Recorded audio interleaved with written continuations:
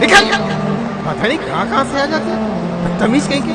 निकल निकल, चल दोबारा आने की हिम्मत नहीं करना। निकल निकल यहाँ से, निकल निकल निकल यहाँ से, निकल। शराब पी के मस्जिद में आ जाता है, बेहुदे बेवकूफ। तुझे इतना इल्म नहीं है कि मस्जिद में नहीं आना चाहिए। निकल यहाँ से, निकल यहाँ से, निकल।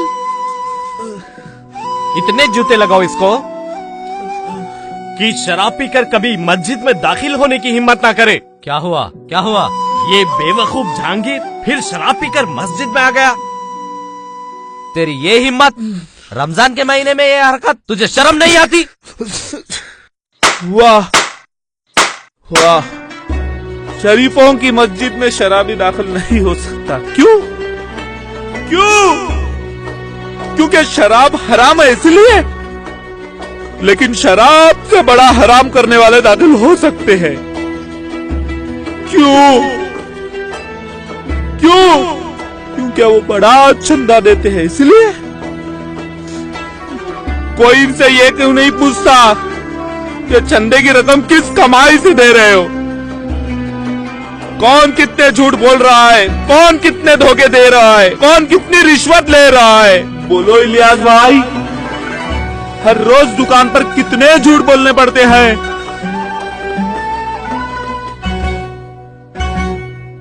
डॉक्टर साहब, मरीजों को फालतू टेस्ट करवाकर कितना कमा लेते हो?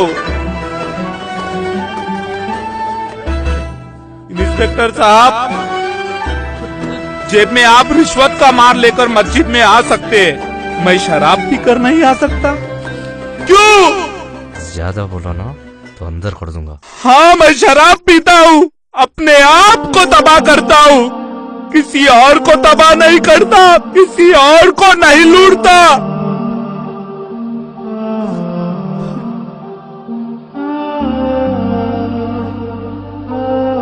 बोलिए मौलवी साहब, क्या सूद लेना शराब से बड़ा हराम काम नहीं है?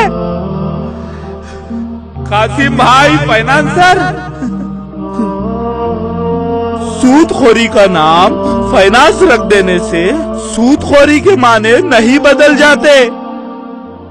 ये काम अपनी माँ के साथ जिना करने के बराबर है या नहीं? अब जिना करके मस्जिद में आ सकते हैं, मैं शराब पीकर नहीं आ सकता। यही मजहब है तुम्हारा?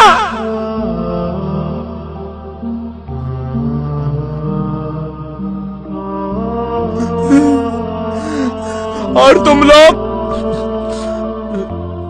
जो इन सूदखोर सेठों के लिए काम करते हो, अपनी ताकत मजबूर गरीब से सूद वसूल करने पर लगाते हो, क्या ये अल्लाह से जंग करने के बराबर नहीं है? मस्जिद के बाहर अल्लाह से जंग, मस्जिद के अंदर टोपियां पहनने की आदत। मैं तो शराब से तौबा करने के लिए मस्जिद में आया था। क्या तुम लोग सूद से तौबा करने कभी मस्जिद में आए? मैं मकान का किराया दे नहीं सकता, इसलिए मस्जिद में नहीं आ सकता। लेकिन आप जैसे इज्जतदार लोग औकाफ की प्रॉपर्टी बेच कर मस्जिदों, मदरसों, दरगाहों के मुतवली बन जाते। लोग झुक झुक के सलाम करते हैं, झुक झुक कर सलाम करते हैं। क्यों? क्यों? ओहो, अस्सलाम वालेकुम। उम्रा करने जा रहे हो 5 लाख खर्च करके। इतने पैसों में आपके पड़ोस में कई उम्रे हो सकते हैं। हमारी तरह कितने नादार आपके पड़ोस में रहते हैं। हमारे पास एक वक्त खाने के पैसे नहीं होते, इसलिए 10 रुपए की शराब पीकर पेट की आग बुझा लेते। साहब, जरा अपने शहर में देखिए, कितने लोग भूखे सोते हैं, कितने बीमार हैं, कितने यतीम हैं। इन गरीबों की मदद करके जितना सवाब मिल सकता है, उतना उम्रा करके भी हासिल नहीं हो सकता। आइए उम्रा करवाता हूँ, चलिए गरीबों की बस्ती में। ये देखिए,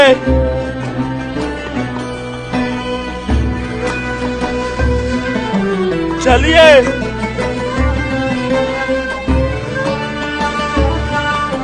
शर्वानी क्या खूब सज रही है, लड़की वालों ने दी होगी, है ना?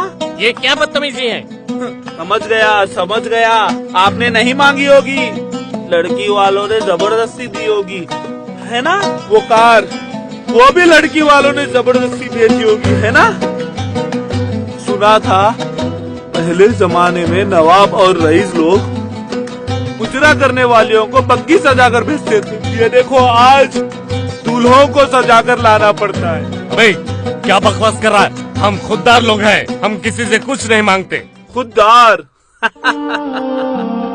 खुददार खुददार, सारी कौम खुददारों की कौम है।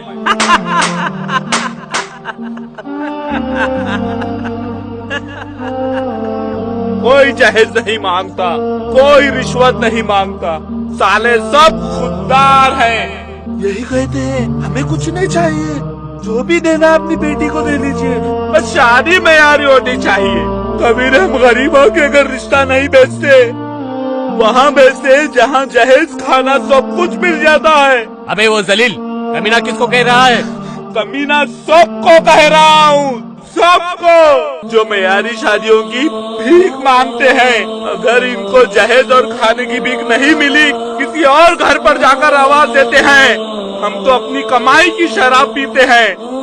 लेकिन ये शरीफ डाकू लड़की वालों की कमाई पर अपने अरमान पूरे करते हैं। क्या ये कमीनापन नहीं है?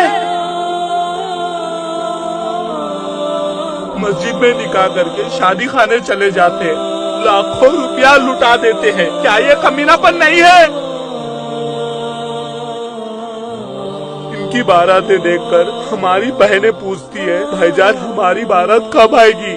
क्या जवाब दे हम उनको? हम उनको मुंह नहीं दिखा सकते।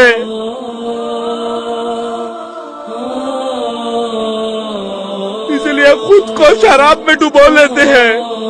ये मयारी शादियां करने वाले मुट्ठी भर चंद लोग लाखों बेटियों के दिल में हसरतें पैदा कर देते हैं और लड़कों को लालची बना देते हैं। ये अमीरों की खुदगर्जी और कमीनापन नहीं है तो क्या है? इन्हीं की वजह से हम गरीबों की बेटियां जलकर मर जाती है, घरों से भाग जाती है। इन्हीं की वजह से भाई कंगाल हो जाते हैं, झूठ, चोरी और खैरात मांगने पे मजबूर हो जाते हैं। बोलो जलील कौन है, हम या हमको जलालत पे मजबूर करने वाले?